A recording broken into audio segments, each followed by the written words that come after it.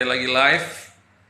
Kaji dulu sebelum dibahas, jangan bahas dulu sebelum dikaji. Saya Wahyu, saya kebetulan saat ini lagi dengan salah satu importer, ya, dengan Mas Arief. Kita akan banyak hari ini buat ngobrol-ngobrol mengenai dunia di bisnis ekspor impor, ya. Yang terakhir-terakhirnya nanti kita pengen tahu nih ada import apa, kali aja buat teman-teman, ya, kali aja teman-teman bisa lihat ada barang apa, ada kepikiran ngejual di mana.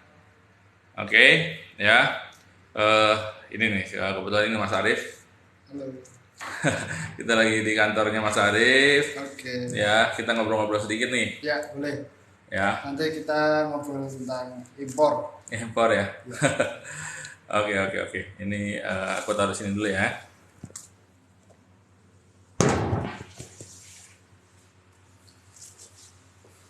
Oke nih, Mas Arief, kegiatan ekspor impor itu sebetulnya apa ya?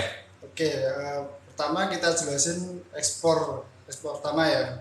Ekspor itu sebenarnya kegiatan mengeluarkan barang dari Indonesia ke luar negeri. Secara singkatnya penjelasannya seperti itu aja. Jadi nggak usah bingung-bingung apa itu ekspor, cari definisi yang terlalu panjang nggak usah.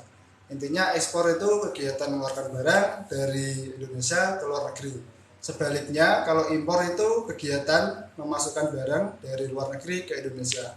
Nah, jadi teman-teman nggak usah terlalu mikirin definisi yang terlalu panjang, cukup simpel seperti apa yang tadi saya jelaskan. Kayak gitu. Kayak gitu, Pak Wahyu. Oh. Ya. Nah, Mas Arief sendiri udah berapa lama nih berkecimpung dalam dunia ekspor impor nih? Udah Masih kurang muda lebih, nih tapi berapa lama nih ekspor impor? kurang Mas lebih Arief? udah 5 tahun gitu. 5 tahun ya. Udah banyak lah, ada pengalaman ekspor maupun impor barang. Ah. Gitu. Nah, kita fokus ke impor dulu nih ya. Oke. Boleh dijelasin nggak Mas Arief, langkah-langkah impor barang? Tolong dijelasin deh satu-satu biar ada teman-teman yang nonton nih bisa ada insight untuk coba lihat main barang impor. Oke. Kalau impor tentunya pertama ya kita kan harus tahu dulu supplier kita dari mana. Pertama kita mau beli barang apa dulu.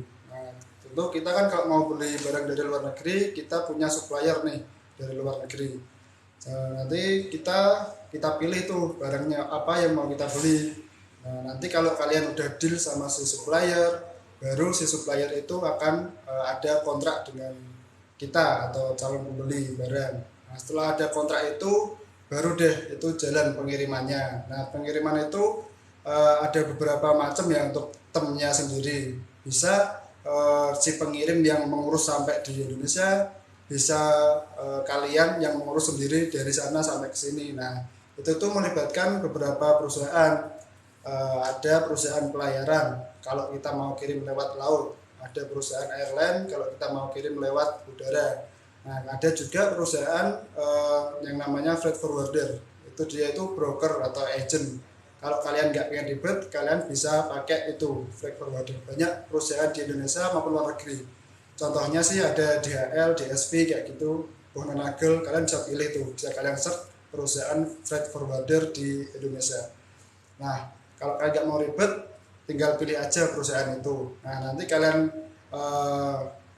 kirim email atau kalian telepon langsung rencana pengiriman kalian dari mana, dari misal dari Cina ke Indonesia. Nah, nanti dia akan ngurusin semua ini, semua proses pengiriman dari sana sampai ke sininya. Jadi kalian tinggal duduk manis di rumah aja. Nah, biasanya kalau alurnya sendiri itu gini simpelnya. Nanti si pengirim kalau udah kalian bayar atau gimana bakal mengirim barangnya. Nah, tentu yang kalian perhatikan itu dokumen-dokumennya pastikan udah lengkap. Buat teman-teman yang belum tahu dokumen ekspor impor atau impor sendiri, saya jelasin dikit. Dokumennya itu minimal ada yang namanya kalau laut bill of lading atau kalau di udara itu airway bill kayak gitu. Itu tuh dokumen kepemilikan barang. Intinya barang itu tuh benar-benar milik kalian. Nanti ada keterangannya di bill of lading itu, siapa pengirimnya, siapa penerimanya kayak gitu. Nah, terus ada yang namanya dokumen invoice. Invoice itu sendiri nanti berisi tentang daftar barangnya, terus harga-harga barangnya, harga per piece kayak gitu. Nanti lengkap di situ harus tertera. Lalu ada yang namanya dokumen packing list. Itu nanti dokumen pengepakan barang. Nah, itu dokumen 3 itu tuh harus wajib kalian punya karena itu nanti berkaitan dengan yang namanya custom clearance di negara tujuan atau nanti proses di bea cukainya kayak gitu. Itu harus ada 3 wajib itu. Nah, ada lagi itu yang namanya dokumen Certificate of Origin atau biasa kita sebut COO atau kalau bahasa Indonesianya itu surat keterangan asal. Nah, itu tuh salah satu fasilitas yang dikeluarkan dari negara si pengirim. Nah, itu tuh fasilitas itu dapat kalian gunakan untuk proses pengiriman barang. Tujuannya apa menggunakan fasilitas itu? Itu kan fasilitas kerjasama perdagangan dari pemerintah Indonesia dengan pemerintah negara kalian mau impor barang. Itu bisa nanti kalian dapatkan itu untuk pengurangan biaya masuk di negara tujuan atau bahkan pembebasan biaya masuk. Contohnya kayak gitu. Jadi jangan sampai kalian lewatkan fasilitas itu. Kalau saran saya sih manfaatkan aja fasilitas itu, nggak apa-apa. Nanti kalau udah dokumen-dokumen itu ready, barang udah dikirim, biasanya si pengirim barang ini akan mengirimkan dokumennya ke kita atau ke importir ya. Nah, tujuannya dokumen itu nanti buat proses custom clearance-nya di sini atau di negara tujuan. Nah, untuk proses custom clearance sendiri itu ada namanya perusahaan PPJK atau perusahaan penyedia jasa kepabeanan. Nah, itu bisa kalian manfaatkan untuk proses clearance-nya. Jadi kalian nggak perlu ribet-ribet mencari bagaimana caranya aku clearance di bea cukai kayak gitu. Bisa kalian manfaatkan perusahaan itu, jasa itu. Nanti semua yang mengurus proses clearance-nya adalah perusahaan itu. Tinggal kalian kirimkan dokumennya aja, lalu dia akan bikin yang namanya pemberitahuan impor barang. Nah, atau kita sebutnya PIB ya, sering kita singkat PIB, pemberitahuan impor barang. Itu tuh dokumen untuk clearance ke bea cukai sebelum barang kita keluarkan dari pelabuhan atau dari bandara. Nah, untuk itu sendiri, PIB itu sendiri itu tujuannya untuk memberitahukan barang apa nih yang mau kita impor, terus berapa jumlahnya, terus dari mana nih negaranya. Nah, itu tuh semua harus kita cantumkan di yang namanya dokumen PIB. Setelah kita si perusahaan jasa tadi bikin PIB, akan muncul yang namanya biaya masuk, PPN dan PPh-nya. Jadi kita akan tahu itu berapa sih kita harus bayar import duty tax-nya kayak gitu. Setelah muncul billing, nanti kita bisa bayar duty tax impornya. Nah, nanti akan ada muncul respon dari bea cukai itu ada 3, yaitu respon SPPB, SPJK, SPJM. Nah, itu sendiri ada ini sendiri, ada prosesnya sendiri. Kalau responnya langsung SPPB itu barang bisa kita keluarkan langsung dari pelabuhan atau dari bandara. Kepanjangan SPPB itu surat persetujuan pengeluaran barang. Ada lagi yang namanya SPJK, surat pemberitahuan jalur kuning, dan SPJM, surat pemberitahuan jalur merah. Kalau nanti kalian kena SPJM atau jalur merah, nah berarti barang kalian harus diperiksa dulu sama bea cukai, diperiksa fisik beserta dokumennya. Nah, ini yang perlu diatensi dari awal. Kalau kita mau impor, itu benar-benar dicek lagi antara barang yang dikirim dan dokumen yang diterbitkan. Kalau ada selisih atau ada kesalahan di dokumen atau di barangnya, itu bisa merugikan banget buat kita. Jadi saran saya sih harus dicek lagi untuk jumlah barang dan dokumennya harus sama. Karena kalau nggak sama akan menimbulkan banyak biaya lagi nanti di belakangnya. Bisa jadi kena sanksi administrasi kayak denda kayak gitu. Bisa nanti pembetulan biaya masuk. Jadi kalian harus nambah bayar lagi plus dendanya juga. Nah, itu akan merugikan banget sih kalau menurut saya. Jadi kalau kita mau impor, benar-benar diperhatikan barang dan dokumen harus sesuai. Itu salah satu trik juga, tips juga. Kadang banyak nih importer yang sembarangan, dia nggak tahu masalah dokumennya di sana itu bagaimana, tuh nggak tahu. Yang penting barangku sampai. Nah, ternyata antara barang dan dokumen yang dikirim berbeda. Nah, itu kan akan menjadi pertanyaan dari bea cukai. Nah, yang rugi itu tentu kita sendiri importirnya. Tapi sering nggak? Banyak terjadi kayak gitu. Wah. Nah, makanya kan Hati-hati teman-teman ya harus pinter-pinter nih bagaimana proses sebelum kita mau impor. Kita harus banyak tanya dulu ke ahlinya kayak gitu. Nah, Hmm.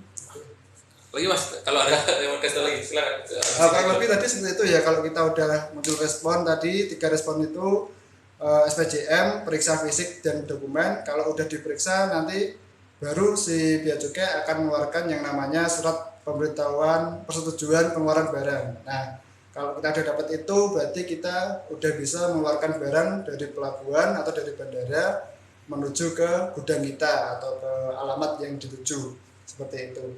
Nah, sebenarnya prosesnya lumayan panjang dan ribet sih enggak, cuman ya itu butuh ketelitian dan harus benar-benar kita perhatikan di awalnya. Jangan sampai barang kalian udah sampai tapi administrasinya banyak yang salah. Nah, jangan sampai kayak gitu.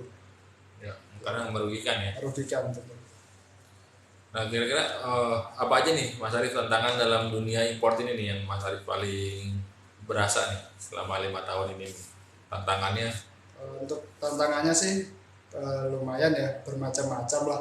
Ibaratnya kalau import itu kan biasanya kan tergantung musim juga. Ya. Contoh yang paling ramai nih waktu corona ini, mungkin produk-produk yang lain itu banyak yang sangat turun lah, ibaratnya impornya turun Ya. karena kan ada pandemi juga.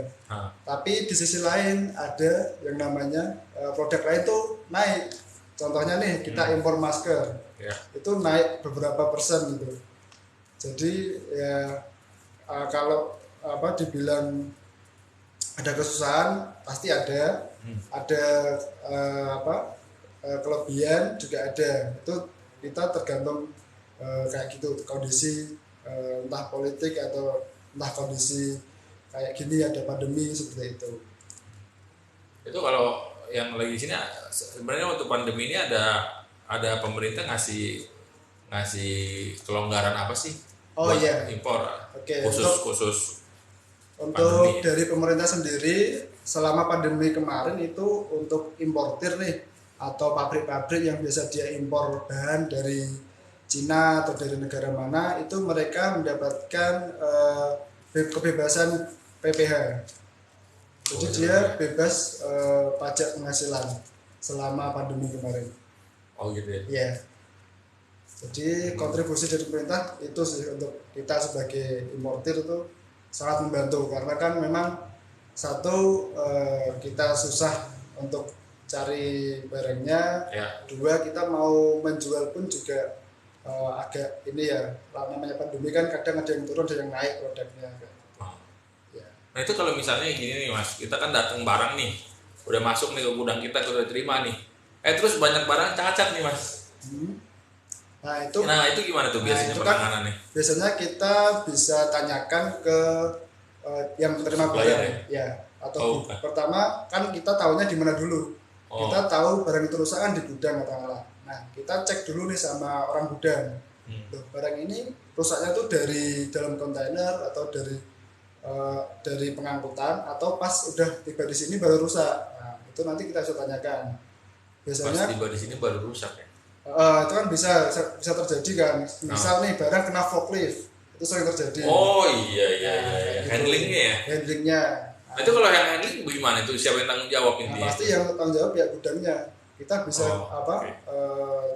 minta charge kerugian ke pihak gudangnya karena kan itu memang kesalahan mereka. Nah, gitu. Kecuali dari kontainer dalam kontainer barang tiba-tiba udah rusak. Nah itu kita bisa biasanya konfirmasi ke supplier ketika barang dibuka udah rusak. Nah, biasanya kan bisa kita retur nih atau minta ganti lah ke supplier kayak gitu. Nanti bisa diganti ke pengiriman selanjutnya kayak gitu. Itu bisa tergantung kalian nanti negosiasi dengan si suppliernya. Karena kan memang kalian belum menerima barang tapi barang udah rusak kan gitu. Iya. Ya. Banyak kan yang kayak gitu tuh. Ya banyak kesalahan. Tapi kalau misalnya ada kesalahan dari sononya udah rusak, berarti kita harus hubungin suppliernya. Iya, itu pasti kita Nah harus itu gimana cara ngebalikinnya lagi? Misalnya dia udah setuju untuk dikembalikan, itu bagaimana itu dokumennya? Biasanya itu bisa kita Re-export ya? kita namanya itu re-export. Nah, re-export barang itu tuh ada prosesnya sendiri. Jadi kita harus izin dulu nih ke bea cukai lagi. Oh, izin dulu ya. Ya, menyatakan kalau barang itu barang rusak atau reject lah ibaratnya. Nanti kita kembalikan ke negara asalnya. Itu bisa. Itu nggak terlalu ribet sih, nggak masalah banget gitu. Nggak masalah Ya, Bang. oke. Itu bisa banget. Tapi kan jadi ada biaya lagi dong. Iya, Biaya nah itu kirim kan, balik. nah itu kan tergantung, makanya kesepakatan negosiasi kita sama supplier. Oh, dari awal ya harusnya ya. Iya, nanti kalau misal barang ada kerusakan ini bagaimana kan gitu. Oh iya, nggak boleh Kesepakatan dulu. nggak boleh. Kita Udah. harus kita perhitungkan itunya juga, jangan asal kita beli nanti ada tiba-tiba ada rusak, sama-sama nggak ada kesepahaman dulu nih di awal. Oh iya, biasanya kan banyak kan yang begitu tuh beli nggak taunya pas. Nah, tahunya rusak, duh siapa nih yang ganti rugi nih? Iya. Oke. Ya itu buat teman-teman yang mau impor juga harus diperhatikan, itu salah satunya ya. Sebelum kalian impor barang, kalian pastikan juga bagaimana nanti hal-hal yang akan terjadi. Contohnya tadi kerusakan barang, apakah bisa diretur atau bagaimana. Kalaupun yang rusak sedikit, ini apakah harus dikirim ulang atau bagaimana. Kan kita juga harus pikirkan biayanya juga. Iya. Nah, biasanya dia itu pertimbangan dulu. Kalau kita kirim biayanya segini, kalau kita ganti rugi segini. Ya, biasanya kan kita bisa pilih gitu. Yang penting ya udahlah kita ganti aja, nggak usah dibalikin kan gitu. Iya, jadinya Atau begitu mungkin biasanya. dibalikin uangnya berapa kan gitu, berapa persen. Jadi sama-sama nggak rugi nih antara supplier dengan si Beli ya? pembeli kan. Gitu ya. Oke. Jadi pengalamannya, tantangannya itu yang seperti itu ya. Ya, banyak. Jadi, teman-teman juga harus pintar-pintar nih cari agent atau cari perusahaan yang handle barang karya. Contohnya tadi ada agent freight forwardernya, dia profilnya bagaimana, bagus nggak kayak gitu. Jangan asal pilih, karena kan apalagi barang kalian nanti nilainya itu mahal. Ya. Nah itu harus hati-hati kayak gitu. Terus kalian pilih juga jasa trackingnya sama clearance-nya, dia udah handal nggak nih ngurusin clearance-nya di bea cukai, apa dia itu cepet atau enggak nih, kan kadang gitu ada perusahaan yang handlingnya lama, ada yang cepet kayak gitu. Ya. Kalian harus pilih perusahaan yang benar-benar udah apa ya, udah ahli banget lah, dalam artian udah biasa sering handle dan dia servisnya tuh cepet kayak gitu. Karena barang itu kalau semakin lama di pelabuhan itu biayanya juga semakin nambah kayak gitu. Itu yang perlu diperhitungkan juga, enggak cuman kalian itu kirim selesai kayak gitu. Wow. Seru juga ya. Nah, ini nih. Kalau ini boleh tahu nih sekarang lagi import barang apa nih? Ini yang terakhir kemarin ada import tuh peralatan sanitary buat rumah gitu Pak. Ya. Banyak itu ada macam-macam keran kemarin. Yang terakhir kita masuk impor banyak nih keran. Jadi silakan kalau mau promosi sedikit ada. Bisa, boleh. Boleh. Mumpung di sini udah ada contoh barangnya juga sih. Nah, kebetulan silakan. Nah, ini tuh ada contoh keran-keran nih, ada keran taman, ada keran tembok, ini ada keran tembok, ada wastafel juga ada. Ini tuh murah-murah dari sana Pak. Ya. Ya, jadi untuk teman-teman yang mungkin mau. Ini ada brandnya ya, brand Scudo ada, ya. Ada brandnya, ini ada brand Scudo. Ini tuh udah nyebar di mana-mana. Ya. Di Semarang, di Jogja itu udah banyak banget. Kalian bisa temui di toko-toko bangunan atau toko alat-alat rumah tangga lah. Kalian juga udah banyak banget di sana. Bisa kalian cek sendiri. Itu macam-macam banyaknya jenisnya. Ini contoh yang kemarin baru datang ini Pak, kontainernya. Oh ya. Iya, satu kontainer itu. Banget ya. Ini banyak itu ya. Nah, kalian bisa cek di website juga. Ya. Bisa cek di website toko. Nah, Ya. itu nama tokonya Saudara Jaya. Ya. Mantap. Ya. Terus Ini tuh itemnya banyak, nanti di sana kalian bisa cek. Ya. Cuman item yang paling laku nih ada kurang lebih ada 30-an item Ya. yang sering laku di toko-toko kayak gitu. Cuman tergantung kebutuhan juga sih ya Pak. Nah, kalian tuh misalkan yang baru bikin rumah, belum sempat mengikarkan alat-alatnya untuk keran, kalian bisa cek langsung. Harganya sih lebih ini sih apa, kalian bisa cek sendiri, bisa kalian bandingkan juga dengan merek-merek lain. Ini kualitasnya nggak kalah, kualitasnya bagus banget. Ada yang dari stainless, Ya. alloy, ada yang dari ini plastik juga ada. Ya, ya. Ini juga ada drat-drat air Ya, ini juga dratnya ada ya? dratnya, lengkap pokoknya. Kalian bisa pilih-pilih sendiri, cek sendiri di toko langsung atau di websitenya juga.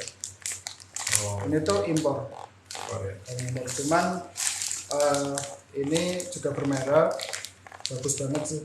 Ini saya juga udah pasang sih Pak di rumah ya Pak. Siap, siap. Aku pun pakai ini ya. Karena kan rumah baru juga udah pasang juga. Yes. Oke, thank you banyak Mas Arif. Ya nanti sebenarnya banyak banget kita barangnya, nggak cuma ini. Ya, Ada beberapa barang lain itu banyak banget kita impor. ya, ya, ya. Teman-teman yang mungkin mau kepoin nih, mau barangnya atau mau orderan juga bisa, atau kalian mungkin ada mau order apa, butuh kita apa supply juga bisa, karena kita impor itu beberapa macam barang ya, banyak banget pokoknya. Oke, gitu aja. Oke, thank you banyak Mas Arif. Siap. Ya, ini semoga wah, ini baru bergabung. Halo. Kita baru Jumat ini kita baru selesai sama Mas Arif. Kita baru selesai bahas mengenai import ya. Mengenai import ini bagaimana cara import dan bagaimana apa dokumen-dokumennya, susah-susahnya, plus kita juga bawa barang-barang importnya apa aja ya. Kali aja teman-teman semua nih itu ya apa namanya, teman-teman semua bisa ambil barang di kita juga untuk dijual kembali ya kan. Nanti setiap kita rencana akan live ini setiap hari Jumat, boleh Mas? Hari Jumat boleh. Hari Jumat boleh ya, sekitar jam 7. Nanti kita akan setengah jam atau 1 jam tergantung. Nanti kita akan banyak bahas tentang barang-barang import ya. Kali aja ada yang cocok sesuai dengan yang teman-teman semua butuhkan gitu ya. Jadi bisa tahu, bisa ngambilnya dari kita. Oke ya, jadinya hari ini sampai sini dulu aja. Kita akan gabung untuk bahas impor dan ekspor lagi di minggu depan ya. Saya Wahyu, kaji dulu sebelum dibahas, jangan bahas dulu sebelum dikaji. Oke, thank you.